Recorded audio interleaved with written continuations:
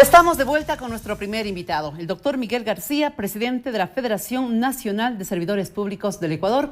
Para quienes se están sumando a nuestra sintonía, les recuerdo que ya en su primera intervención, el doctor Miguel García nos ha acercado a lo que está sucediendo en estos precisos instantes, cuando varias centrales sindicales, varias federaciones y asociaciones pertenecientes tanto al sector público como al privado están ya ultimando los detalles para conformar la Central Única de Trabajadores. El ánimo es tener una organización fuerte, sólida, para con ello, como lo manifiestan, sostener lo que se viene en materia laboral por parte del gobierno del presidente Rafael Correa. Vamos con el tema de las reformas laborales, Miguel. En un comienzo se hablaba de la aprobación de un nuevo Código del Trabajo para sustituir al que ya tiene vigencia por muchas décadas. Inclusive hay un proyecto completo respecto de ese código. Luego se habló de un paquete de reformas grueso, grande. Pero después, por propio anuncio del presidente de la República, van a ser muy pequeños los cambios que se van a entregar en el ánimo de modernizar los aspectos más importantes de este Código del Trabajo. Sobre esta materia, desde ya, ¿qué podría trabajar esta Central Única de Trabajadores?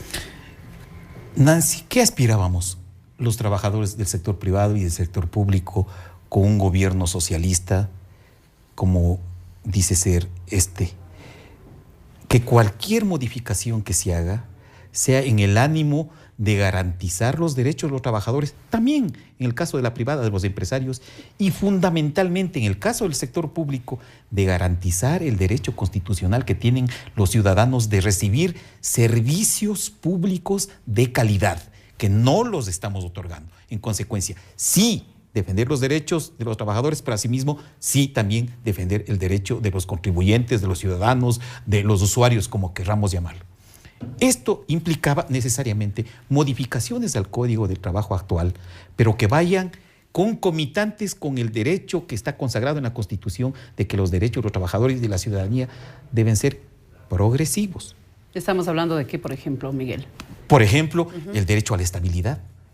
El derecho al reconocimiento a las personas que cumplan a cabalidad con sus funciones, que cumplan a cabalidad con el servicio que tienen que otorgar para ser premiados, no con emolumentos, sino al menos con el derecho a seguir laborando mientras cumplan con sus funciones. ¿Pero eso no está ocurriendo? No, de ninguna manera, de ninguna manera. ¿Ustedes tienen casos concretos? Pero por favor, decía yo hace un momento, este gobierno por primera vez planteó, nos consta porque estuvimos aquí en la Asamblea Nacional, por primera vez planteó que se cree el despido intempestivo en la Ley Orgánica de Servicio Público.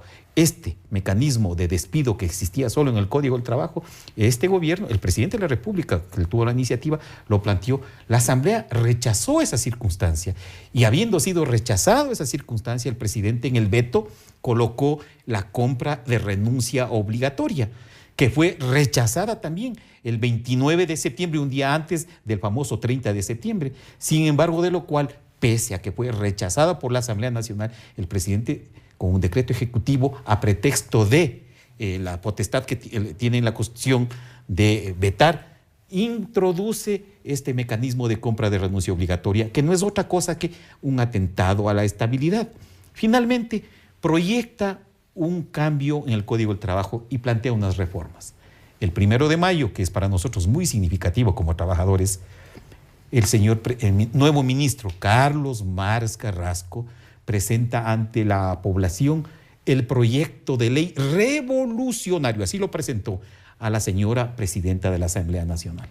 Analizado con los compañeros trabajadores, llegamos a la conclusión que parece hasta broma, que lo único revolucionario que tenía ese proyecto de reforma al Código del Trabajo era el nombre del ministro, Carlos Marx. Después, el propio presidente reconoce que ese proyecto no es ni mucho menos revolucionario y plantea, dice él, que frente a las movilizaciones de los trabajadores de la oposición, etcétera, etcétera, etcétera, se va por las reformas. Puede ser que el día de mañana las reformas que plantee sean un avance, pero lo que tiene que quedar en claro para los compañeros trabajadores del sector público, que cualquier cosa que pase mañana, inclusive avances en la reforma del Código de Trabajo, esos avances ya no nos alcanzan a nosotros, porque el presidente ha decidido que la vigencia del Código de Trabajo no es para el sector público. lo desaparece con esta enmienda. En consecuencia, ¿cómo no nos vamos a sentir perjudicados nosotros? No solo que no ha producido reformas, sino que elimina todo lo que significa el amparo del Código de Trabajo. ¿Qué? Derecho a la organización, derecho a la sindicalización, derecho a la contratación colectiva, derecho al reclamo, derecho a la estabilidad, etc. Y les pasa a los compañeros a la Ley Orgánica del Servicio Público. Pero no era lo lógico, Miguel, ¿cómo en el sector público puede haber un sindicato, por ejemplo? ¿Cómo en el sector público puede haber diferencia entre alguien que hace su tarea y bien hecha en el escritorio, que recibe un sueldo del Estado, otro que hace su trabajo en la maquinaria, pero igual recibe una remuneración del Estado, pero son tratados por distintas leyes?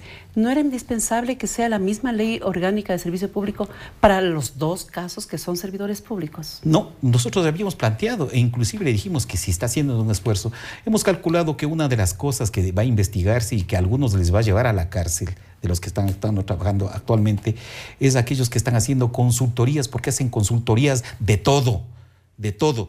Después que eliminaron a 21,000 compañeros despedidos, contrataron una consultoría para ver cuál es el clima laboral. Pero ¿a qué iba yo? Debería haberse, entre las cosas que se ha gastado, contratar una consultoría para estructurar lo que habíamos pedido. Un código orgánico de relaciones laborales, en donde en un capítulo estén incorporados los compañeros que por su función de trabajo tienen que ser amparados y protegidos de mejor manera.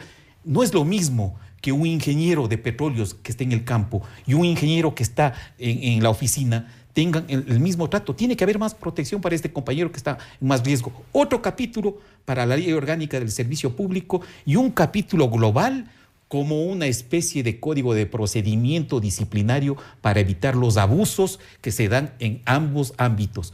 ¿Qué es lo que ha hecho ahora? Eliminar simple y llanamente el Código de Trabajo, pasarnos a la Ley de Servicio Público o pasarles a la Ley de Servicio Público. Y yo digo pasarles porque yo soy de la Ley de Servicio Público y puedo decir a ciencia cierta, no es que me han contado, no que me consta, que es una ley de flexibilización laboral que permite cualquier cosa, menos la defensa de los derechos. Esta será una materia que en los próximos meses y la vamos a desarrollar con muchísimos más elementos una vez que ya se concreten los planteamientos, tanto aquellos que los anuncia el Ejecutivo, cuanto aquellos que ustedes, entiendo, también los presentarán con motivo de esta reforma al Código del Trabajo. No lo puedo dejar ir, Miguel, sin antes conocer su opinión sobre el destino que van a tener los fondos de cesantía, que en la mayor parte estaban administrados por asociaciones, por gremios del sector público. Hay una ley que ya permite, o más bien dicho, dispone que la administración de estos fondos pasen al BIES. ¿Cuál es el sentimiento que tienen ustedes? La mayoría de los fondos, usted sabe, Nancy, se crearon por iniciativa de los trabajadores, pero indiscutiblemente con una ayuda logística y económica de parte del patrono de turno. Esa es la verdad. Ese es el empujón inicial del inicio de los fondos. Finalmente fue rebajándose la participación patronal y en algunos casos ya quedó exclusivamente a partir de 2009, 2008, exclusivamente el aporte personal. Debió haberse tomado en cuenta cuánto de eso, del aporte inicial, se licuó cuando se dolarizó nuestra economía. ¿Cuánto del aporte inicial de la patronal ya fue entregado a ciertos beneficiarios? Varios de los ministros que están trabajando actualmente, y recuerdo que hasta el propio presidente fue miembro de un fondo de cesantía y el momento que cesó legalmente se le entregó lo que le correspondía y entre eso se le entregó la parte del aporte patronal. Finalmente, lo que hubiera sido loable, lógico, legal, es diferenciemos cuánto era del patrono, cuánto es de los trabajadores. Y de los trabajadores no nos metan mano. Pero ¿qué es lo que ha pasado? Ahora meten mano también en los aportes en base de nuestro ahorro. ¿Que el BIES va a manejar mejor que lo que manejábamos nosotros? Tengo mis dudas. ¿Que el BIES va a mantener los mismos servicios que nos otorgaban estos fondos? Tengo mis dudas. Yo creo finalmente que otros son los propósitos para llevarse nuestros fondos y no precisamente buscar el bienestar de los que éramos socios de estos fondos. La historia me dará la razón. Esperaremos a que nos cuente la historia, si hubo o no hubo razón para esas dudas. Gracias a nuestro primer invitado en la jornada del día de hoy a través de Diálogo, el doctor Miguel García, presidente de la Federación Nacional de Servidores Públicos del Ecuador. Será hasta una próxima oportunidad. Muchas gracias, Miguel. Nos despedimos de ustedes, pero por unos breves segundos, importantes mensajes, y luego volveremos con la segunda parte de Diálogo a través de la radio, la televisión legislativa y el internet.